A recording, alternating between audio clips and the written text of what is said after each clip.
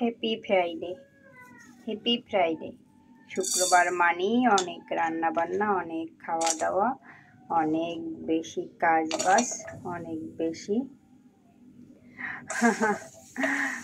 বেশি তাড়াহুড়া। তো শুরু হয়ে গেল আমার আজকের রান্না বান্না।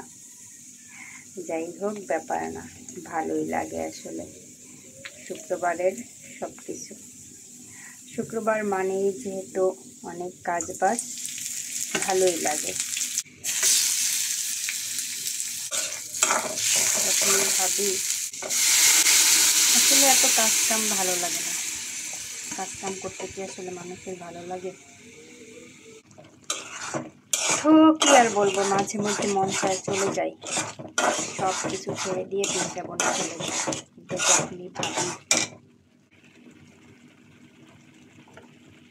কিন্তু যখনই ভাবি আমি অনেক ভালো রান্না করি, এত ভালো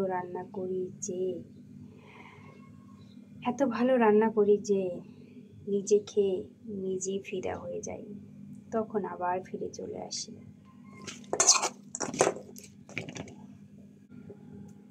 তো যখন ভাবি ভালো রান্না করি, তখন আবার ফিরে চলে আসি, সেটাই বলতে চাই।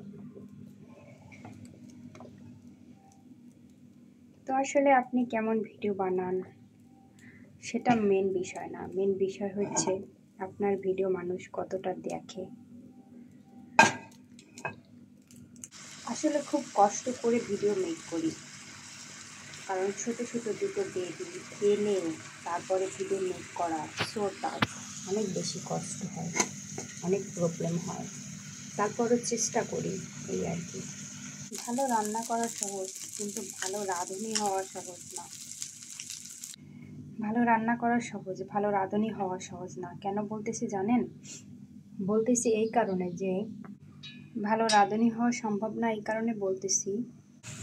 তো যেটা বলছিলাম, রাঁধুনির কিছু বৈশিষ্ট্য আছে যেটার একটা আমার মধ্যে নাই।